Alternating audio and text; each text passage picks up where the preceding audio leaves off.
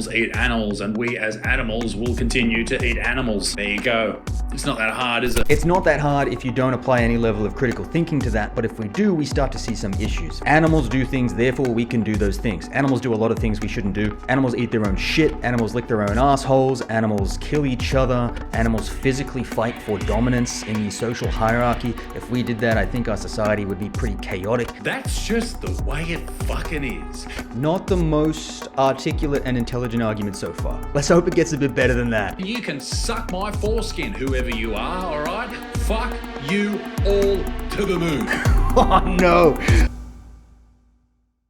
Ladies and gentlemen, it is time once again to declare war on the worst people of all time, vegans. They're trying to hunt us down, us poor meat eaters, and try to trick us into eating dog meat, and it's gotta stop. Hi there, would you like to try a free sample? She's suggesting in this that scientifically speaking, dogs and chickens are exactly the same. We are a company called Happy Beagle, and we're trying to put an end. So yeah, vegan booty, and they've done this before a lot. In fact, I think it was PETA, People for the Ethical Treatment of Animals. They did this for the very first time a number of years ago. In fact, in a moment, I believe I saw them post something about eating dog again, so I'll go and find that. But for now, Tash Peterson's out there with the people, vegan booties, throwing out the idea that these people are going to try something that is in fact dog. My understanding of this experiment is it's simply a matter of saying, hey, try some dog meat, and generally people get quite outraged at that. At that point, these people usually point out, hey, actually it's not dog meat, it's a plant-based meat, but you have had quite an emotional reaction to that. When you think about a dog being tortured, when you think about a dog being locked in a gas chamber, when you think about a dog being beaten over the head, you have this intrinsic urge to protect that animal. You can't get a better job than this, selling dog meat? This is bullshit. Do you or do you not sell dog meat? Yes or no? Because I yelled at this poor young lady here. I'm sorry. It's okay. We're not actually selling dog meat. We're trying to highlight the hypocrisy between people eating pigs and cows, but not eating dogs. So all these feelings that you're feeling right now about dog meat, that's how we feel about pigs and cows. It makes a lot of sense? Yeah. You seem like a real animal lover. I really admire the passion that you approach us with. Every single day, you guys got me. I'm so sorry. It's okay, it's okay. Because we want people to be upset about animal abuse, Because we hate animal abuse, and we're glad that you do as well. I'm so sorry. It's okay, don't feel bad. Don't feel bad. All this anger that you felt at us, I want you to feel it for every animal that's being harmed. So this experiment is simply an attempt to say, hey, if you wouldn't do this to a dog, even though it's hidden behind this lovely packaged marketing campaign, why do you allow the packaged marketing campaign of pigs and chickens and cows and the terrible things that happen to them? Why do you allow that marketing to fool you, but you don't allow this marketing to fool you? What is it that's special about dogs? Of course, dogs are genetically different because they're a different species to cows, chickens, and pigs, but they can still feel pain, they can still suffer, and they're all capable of feeling joy and love and being just as affectionate as one another. So really, if they can all feel pain, if we would want to try our best to avoid harming them, why do we pay for some of them to be beaten to death and tortured and locked in gas chambers, and some of them we become outraged at the very idea of that? That's my understanding of the goal of this experiment, but look, let's see what he has to say here. I haven't seen the rest of this. We are a company called Happy Beagle, and we're trying to put an end to animal testing. We're actually rescuing beagles who are subjected to horrific practices of testing for beauty and cosmetic products. We're putting them onto a humane farm, and we're humanely harvesting our beagles as a new meat product. Beagle, yes. You do? Have you ever tried dog before? Ours is very pretty. Oh, is there something wrong with that?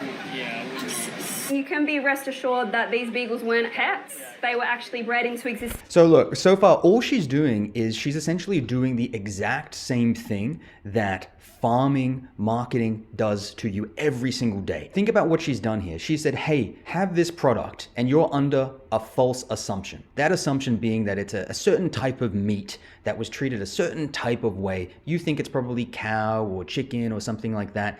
And then you find out actually those were lies, and you've just consumed something under false pretense. It's actually dog. Now that's analogous to what happens to us with real life animal product based marketing every single day.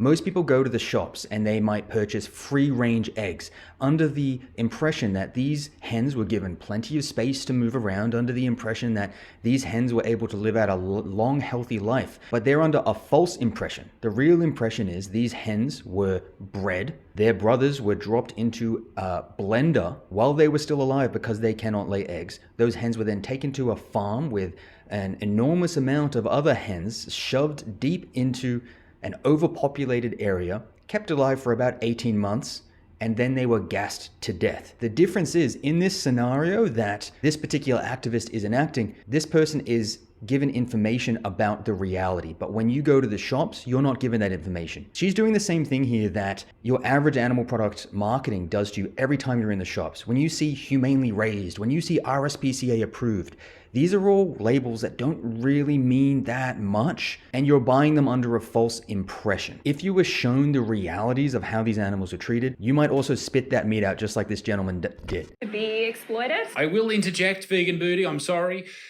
And it pains me to say this, she is making sense. It is hypocritical, in fact, that human beings decide that we eat some things and we don't eat others. Regrettably, though, and here is my argument for why it's okay to eat other animals but not dogs, that's just the way it fucking is. Not the most articulate and intelligent argument so far.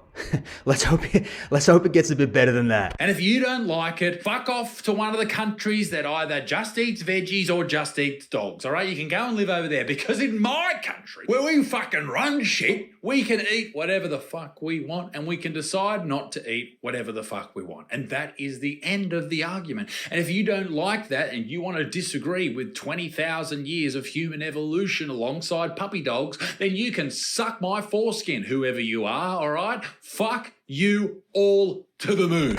Oh no, I was really under the impression he was gonna put forward some level of logic-based argument, but he's essentially just made an appeal to tradition. He's just said, this is the way we have done it, and therefore this is the way we will always do it. I'm sure we can all think of things that we have always done, that we have then actually, as a society, changed our mind on and stopped doing those things. And the way we reached that point where we actually changed our mind was people pushing the boundaries, people putting forth the suggestion, the mere idea that, hey, actually, let's have a look at how we're acting and whether or not that aligns with our values. We are actually against this. This thing actually isn't that good. And then gradually over time, we change our mind as a society. That's how social change works. That's how we have stopped doing many things in the past. And I think it's particularly important to note that in these specific examples that we're looking at here, this level of activism, it's not particularly disruptive. She's not breaking windows or breaking into anywhere or spilling paint anywhere.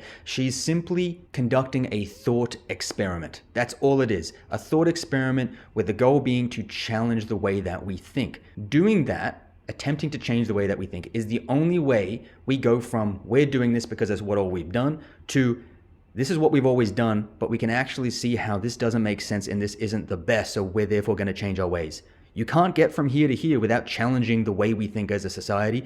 That's all she's doing here. So I don't really see anything wrong with that. Let's see if he has anything more to say. We're not eating dogs, all right? And we're not eating spiders either, because I don't want to. All right, let's continue on after my outburst. We've got another lady. Would you like a piece of dog meat? No, thank you. Why not? We cannot accept that. But you eat the other animals and accept their death and slaughter? She, I think, is angry vegan, like they all fucking are, and she's trying to get people. Come on, man, I'm not angry. I'm pretty chill, I think. I mean, like, sometimes I do punch a lot of people in the face, but it's regulated, so that's fine. I meditate and shit. Once again, I will continue with my insanely amazing argument that is because we fucking don't, mate. We don't want to eat our dogs.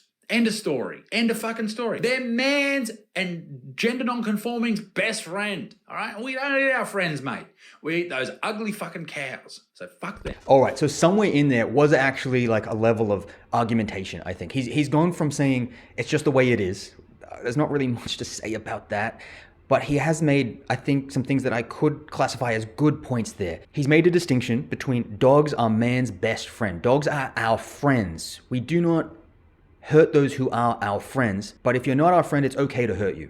essentially meaning dogs are our friends, so we don't kill them, but pigs, chickens, cows are not our friends, so we can happily needlessly slaughter them. There's a million ways we could address this one, but I think for me, there's two main things. The first thing is, most people would agree at a base level, if we took the context out and you didn't know we were talking about veganism, most people would agree it's wrong to hurt an animal if we don't have to do it. And the reality is we don't have to do it. There's no need to farm animals to survive. So therefore, everything we do to cows, chickens, pigs is pretty unnecessary. The second thing is, why aren't cows, pigs, and chickens our friends? For most people, it's essentially the mere fact that we have not had an experience that has allowed us to see them in that way. Most people grow up with cats and dogs in their homes. Most people don't grow up with chickens or cows or pigs in their backyards, right?